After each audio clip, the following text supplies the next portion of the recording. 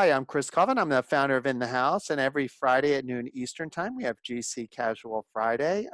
Today, we talked about diversity, equity, and inclusion with two real experts in that area. We have Juanita Harris and Gretchen Bellamy here today. So I would love it if you guys would just briefly share some of your key takeaways from our discussion today. And Juanita, would you like to kick off the discussion? Yes, good afternoon, Chris. Thank you very much. I want to say thank you very much for inviting me to participate in the discussion today. I'm Juanita Harris, and I am Assistant Vice President and Senior Legal Counsel with AT&T. I also serve on the ABA Commission on Racial and Ethnic Diversity in Profession, and have now rolled over to the Commission on Women. Diversity, equity, and inclusion is definitely a very important part of what my DNA. And I think it's very important that all of us address the issue in our own space. Diversity, equity, and inclusion must be treated the same as all other business imperatives, and that means that we must set SMART goals. SMART being S for strategic, M for measurable, A for accountable, R for relevant, and T for time-bound. It is important that we do that, and the way that we can help you do that is for you to use the ABA Model Diversity Survey and making your decisions in terms of which firms to hire and retain on your matters. I will turn it over to Gretchen to let her explain a little bit to you about what the Model Diversity Survey is and how you can get involved. Gretchen? Thank you, Juanita. Thank you, Chris and Nita.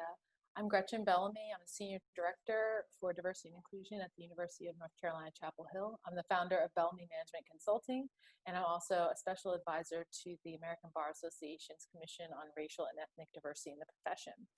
And I want to talk a little bit about the Model Diversity Survey. The way in which it works, it creates a standard, a uniform survey that corporate signatories can send out to their law firms, and the data then is uniform across all of these law firms that we collect.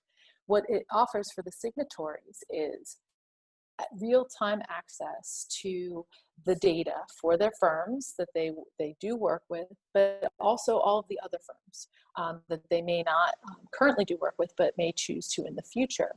So we currently have approximately 450 law firms that have participated in the Model Diversity Survey this year.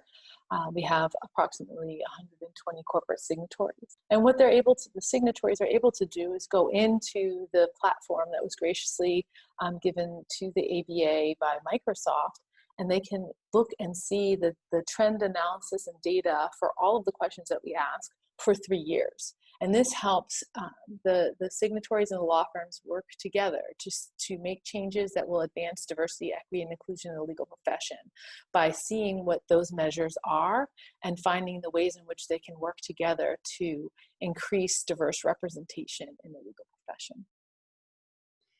Thank you, Juanita and Gretchen. We really appreciate your coming, and you could see by the energy during the discussion that this is a topic that a lot of people feel very passionate about and are actually looking towards guidance on what they can do very tactically to actually solve this, not just bring on people, but actually make sure that the diversity people that they do bring on can actually be successful. So what we will do is share with them some of the information that you gave to us so that our community can actually benefit from this, and obviously make sure that they fill in the survey as much as possible. Thank you once again. We really appreciate it, and we hope to see you back to talk about this further.